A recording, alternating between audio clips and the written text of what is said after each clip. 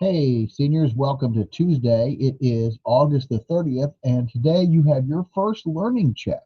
So I hope you're ready for this. Let's look at our essential question and start with this. Can I effectively analyze a character based on a specific passage?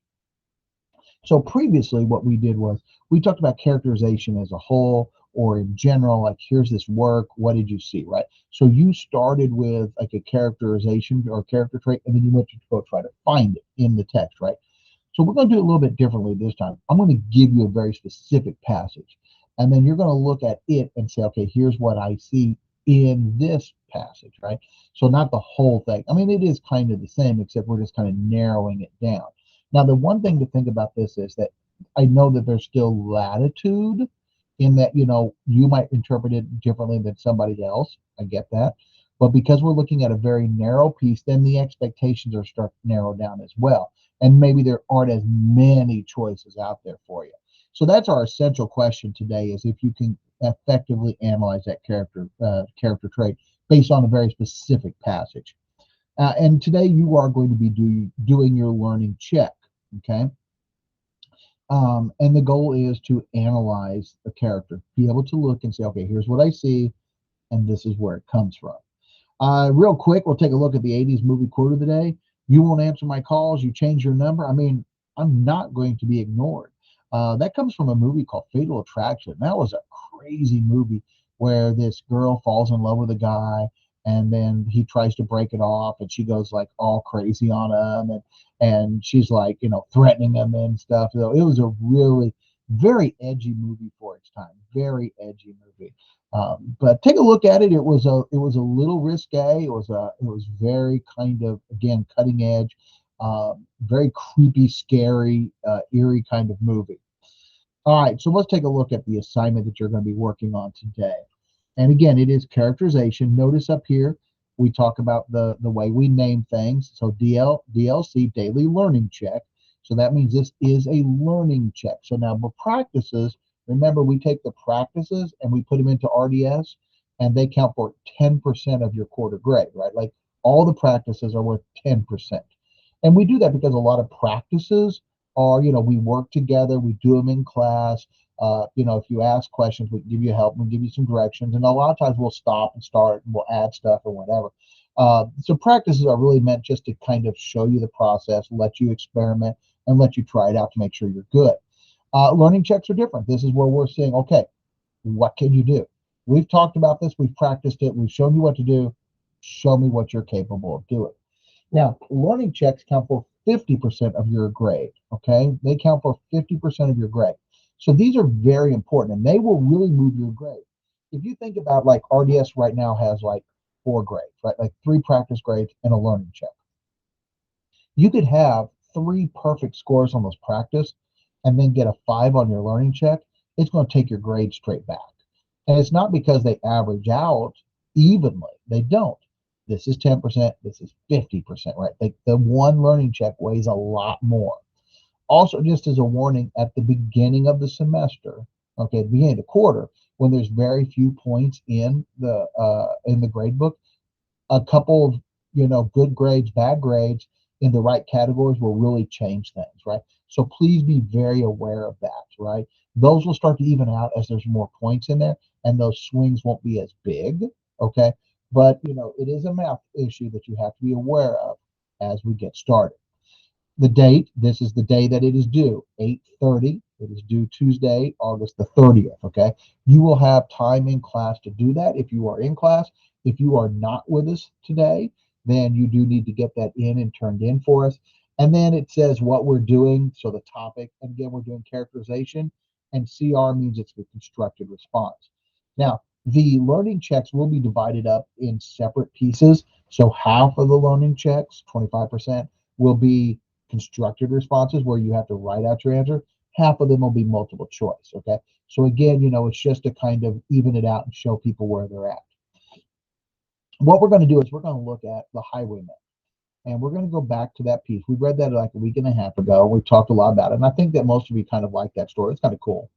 The highwayman details the story of a highwayman or a robber whose girlfriend was used as bait to draw him in to a trap set by a group of the king's soldiers. Okay. Looking at stanzas 14 and 15, how would you characterize the highwayman's mindset after his lover commits suicide to warn him off the trap? So if you remember, like they get together at the beginning of the story, and he says, you know, I'm going to go out where I'm going to get this gold. He's going to rob people, and he's going to come back for her, and they're going to run off. Okay. They're going to be able to run off together because he's going to have this money. He goes off, and he says before he leaves, he's like, if I don't come back, in the morning, I'll be there in the afternoon or the next evening or something, right? But wait for me. He takes off, and then he doesn't come back, but a bunch of soldiers come back. And remember, we talked about how the king was very upset with this guy because he's probably robbing his subjects and whatever. And so he sent the soldiers to exact revenge on him, right?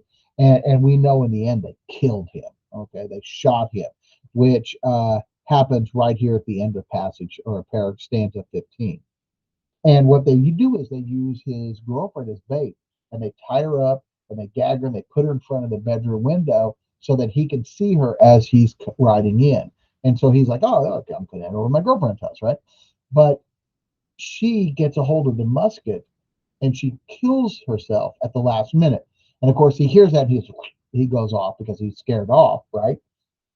And then he finds out later that she's dead. And this is what we are reading right here. This is his reaction to that. Okay. So we have the passage here. And again, this is stanza 14 and stanza 15.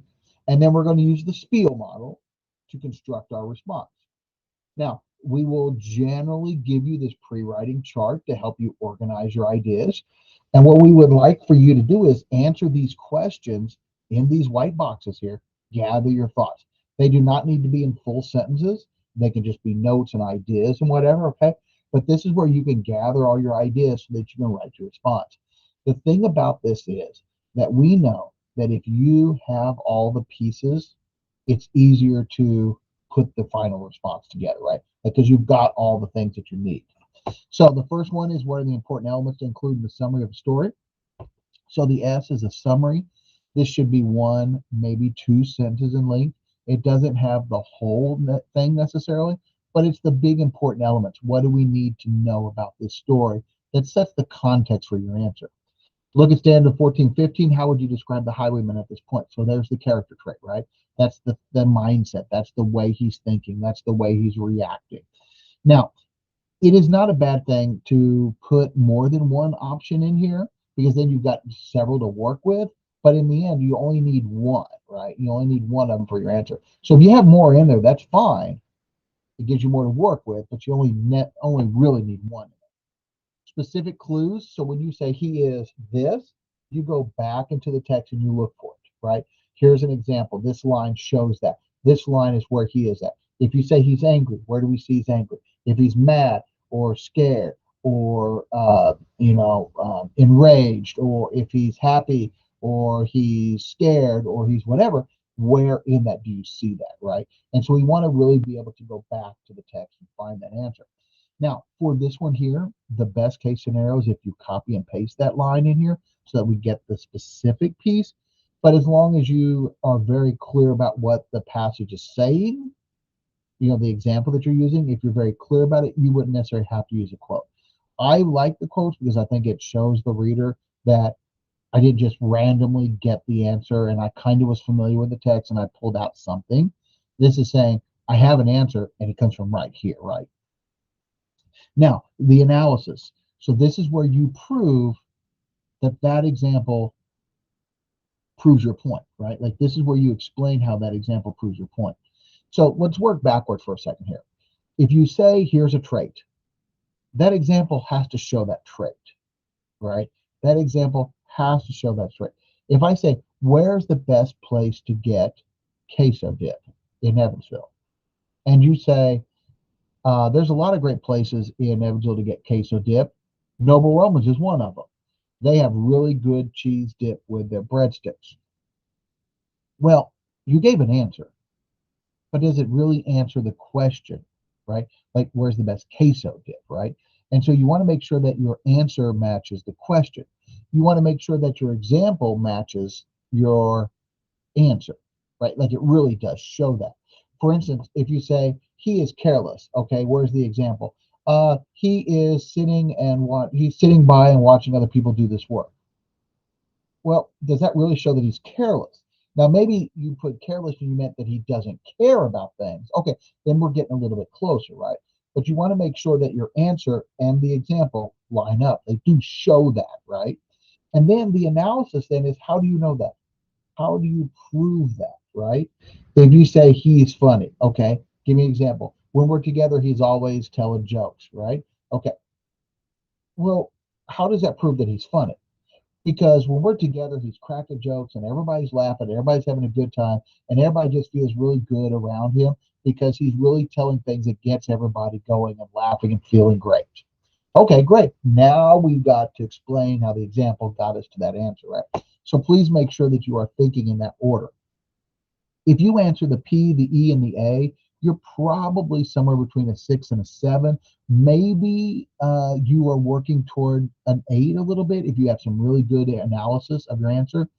Getting this summary gets you closer to the 8. Okay. To get the 9 and 10, then we want to have that link. And the link is where you show the reader how this looks in real life. You give them another way to see it. So you link it to something else in the story. You link it to another character or a different story. You give us your take on it, or you put it into like the real world, and so we can really see what this means, right? Like we want to really be able to see. If you say the highwayman is a great friend because he drops everything and he drops everything and comes to help you out when you say you need something.